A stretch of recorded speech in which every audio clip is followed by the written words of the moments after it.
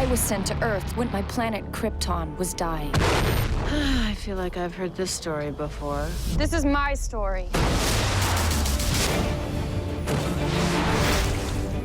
He knows? You told him?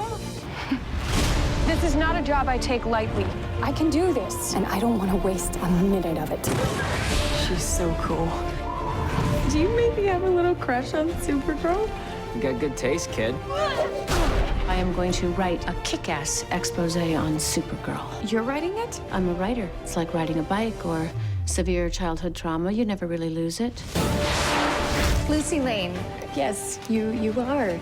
There was a time I would have done anything for that woman, but she dumped me. You're doing things that Superman couldn't even do. Kara, you leap into the sky head first into danger, and you don't seem scared of falling. What's so bad about falling? Supergirl! You may have powers, Kara, but we don't always know who our enemies are. So we need to be prepared to face anyone. It's been a long time, little one. And Astra.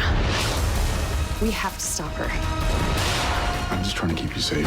Of all the things the S stands for, safety is not one of them. You're pointless, sad, pathetic. Don't talk to me like that! Supergirl, stand down!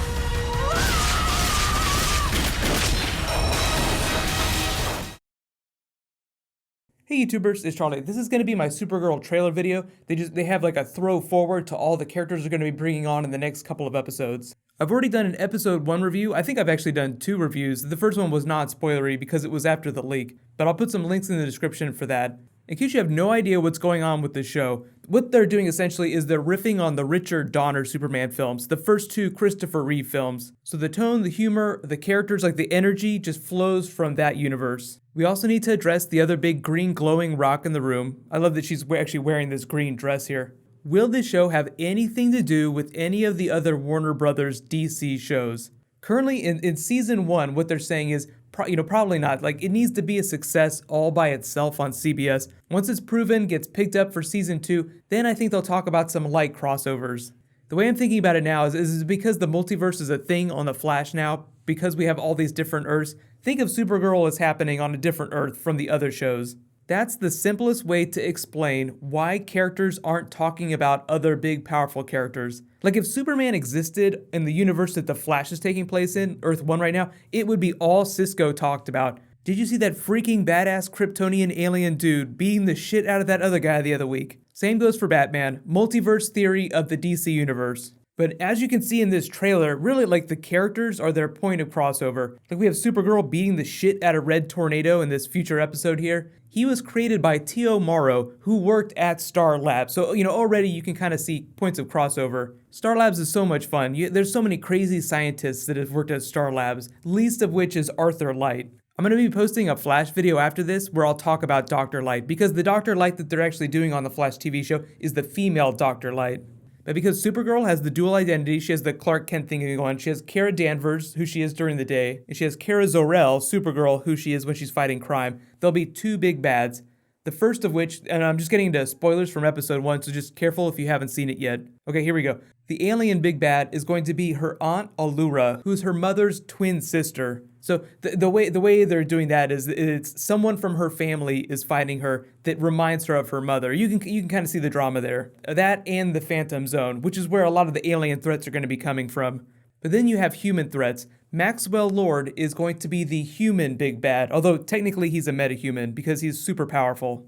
We didn't meet him in episode 1, we'll probably meet him pretty quickly though. They tend to introduce the biggest characters in the first couple of episodes, and this will be like a 21, 22 episode run probably. I don't know what the exact episode count's gonna be in season 1. But the next big character we see here is Lucy Lane, aka Superwoman, played by Jenna Dewan Tatum, that's Channing Tatum's wife.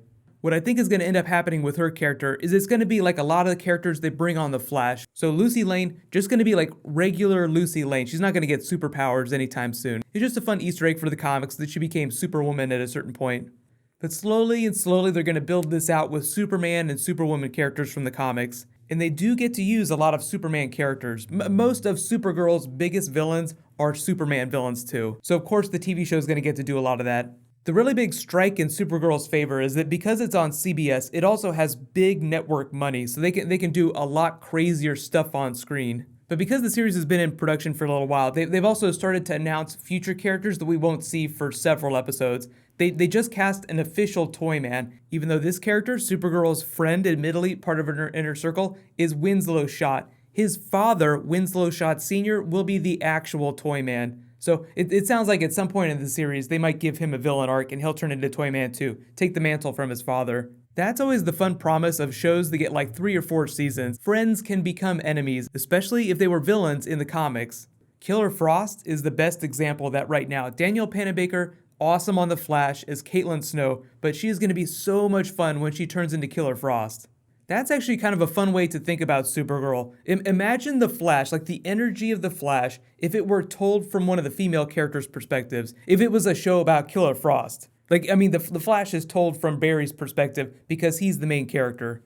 And the funny thing is that Supergirl and Barry have relatively similar personalities. They're both total geeks, complete spazzes.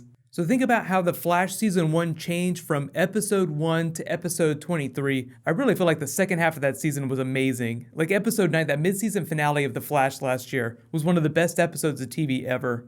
And then think about how awesome it's gotten this season. So essentially, the same people are making Supergirl. So think about how much more awesome it's going to get as they go along. So you should definitely add Supergirl to your TV rotation, like your DC TV rotation, regardless of which show you watch first. Like it airs the same time Gotham airs on Monday nights.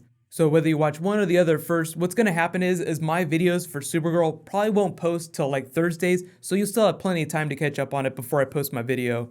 And what I'm going to do is I'll probably do like a trailer video for the next episode and discuss spoilers from the previous episode. So we'll see how that works, and then after a couple episodes, I can always course correct if I think there's a better way to do it. But you guys let me know in the comments, like, what do you want to see Supergirl do in Season 1? I'm really curious to see what they do with the Hank Henshaw character, just because Harrison Wells was so much fun on The Flash, but he turned out to be an evil character, and Hank Henshaw is Cyborg Superman in the comics, so I feel like they just have to do something with that at a certain point. But it's going to be a lot of fun, and like I said, just to kind of prime yourself if you haven't watched them in a while, rewatch the first 2 Christopher Reeve Superman films.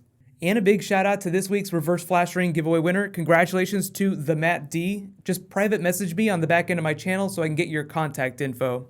Normally, the Reverse Flash Ring giveaways will just be discussed in the Flash and Arrow videos, but if I know my schedule has changed, I'll let you guys know if I'm going to announce winners or do anything related to that in my Supergirl videos. Most of you guys have probably figured out that I do like schedule updates at the end of videos, so like as long as you pay attention to like what I'm talking about when videos are coming at the end of each video, then you have a pretty good idea of like the next couple of videos that I'm working on. So like next, for instance, I'll be doing a Flash and Arrow trailer. I'll probably do 2 separate videos just because the Constantine stuff on Arrow is like a whole big different thing. So get hyped for that. Get hyped for Supergirl beating the shit out of a lot of people. That's going to be so much fun. So while you guys wait for that stuff to post, you can click here for my Arrow episode from last night, and you can click here for my Supergirl playlist with all the videos I've done for that. Thank you so much for watching, everybody. Let's high five. I'll see you guys tonight.